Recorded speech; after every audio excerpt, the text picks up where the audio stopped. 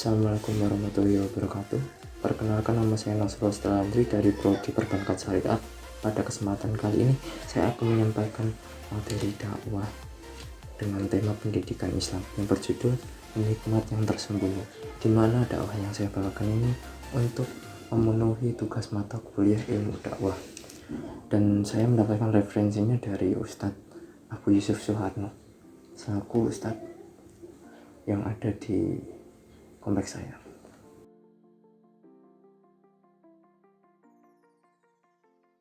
Assalamualaikum warahmatullahi wabarakatuh. Alhamdulillahirrahmanirrahim. Wassalatu wassalamu ala nabiyina Muhammadin wa ala alihi wa sahbihi ajmain, amma ba'du. Yang saya hormati dosen mata kuliah ilmu dakwah dan teman-teman yang saya cintai. Pertama, pada kesempatan yang penuh berkah ini saya mengajak teman-teman sekalian untuk memanjatkan puji syukur kehadirat Allah Subhanahu wa taala yang telah memberikan rahmat, hidayah serta inayah kepada kita, sehingga pada detik ini kita masih bisa merasakan nikmatnya hidup dan kehidupan dengan tetap berpegang teguh pada ajaran agama Islam. Selawat dan salam tak lupa kita sanjungkan kepada junjungan kita Nabi besar Muhammad SAW, Nabi akhir zaman, teladan umat manusia di dalam menjalani kehidupan. Teman-teman yang saya kasihi, pada kesempatan yang berbahagia ini saya akan menyampaikan sebuah ceramah yang berjudul Nikmat yang Tersembunyi. Alhamdulillah, Allah Subhanahu wa taala telah memberikan hidayah kepada kita untuk lebih mengenal Islam melalui Nabi Muhammad SAW. Berkat beliau lah kita bisa merasakan cahaya Islam. Berkat beliau juga kita bisa memperoleh petunjuk dan kebenaran. Rasulullah sangat mencintai umatnya. Rasulullah kelak akan memberikan syafaat dan pertolongan kepada umatnya yang dikehendaki pada zaman modern ini.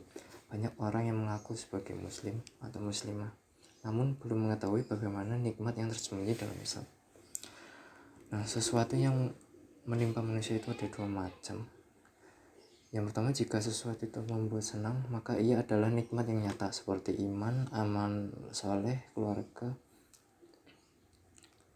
Maksudnya, yang pertama, jika sesuatu itu membuatnya senang, maka ia adalah nikmat yang nyata seperti iman, amal soleh, keluarga, harta, anak, dan semisalnya.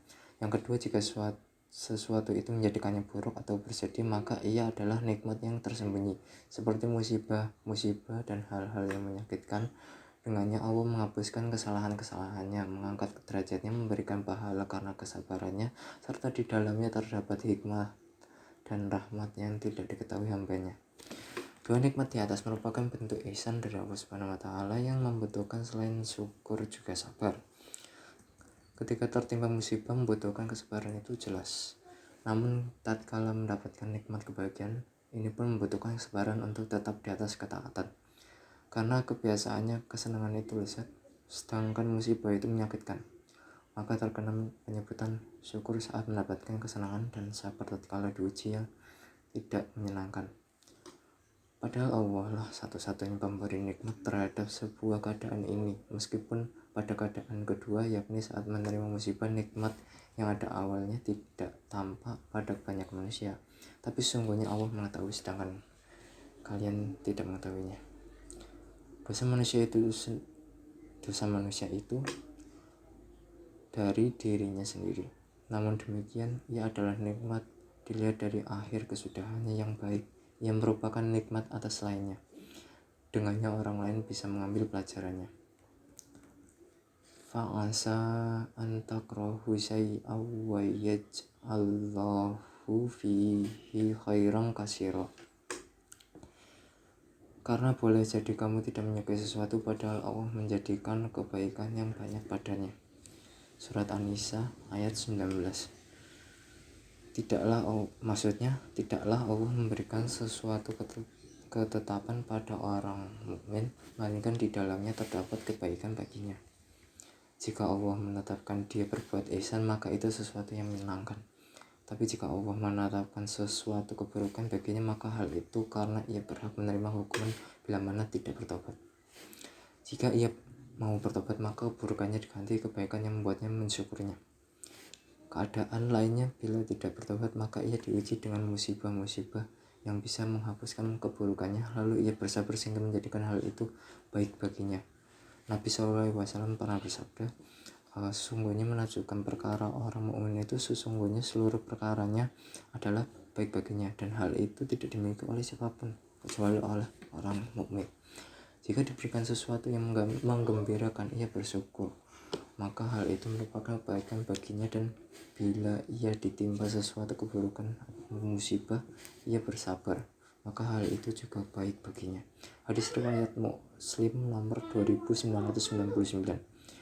Demikianlah ceramah yang bisa saya sampaikan pada kesempatan ini. Semoga dapat bermanfaat bagi kita semua dan dapat diaplikasikannya dalam kehidupan sehari-hari. Lebih dan kurangnya mohon dimaafkan, yang benar datangnya atas kepimpinan Allah SWT yang maha benar, dan yang salah, hilaf atau keliru itu datangnya dari saya pribadi sebagai manusia biasa yang tidak pernah luput dari salah, hilaf, dan dosa. Akhirul halam subhanakallahumma wa bihamdika asyhadu alla ilaha anta astaghfiruka wa atubu ilaik. Wassalamualaikum warahmatullahi wabarakatuh.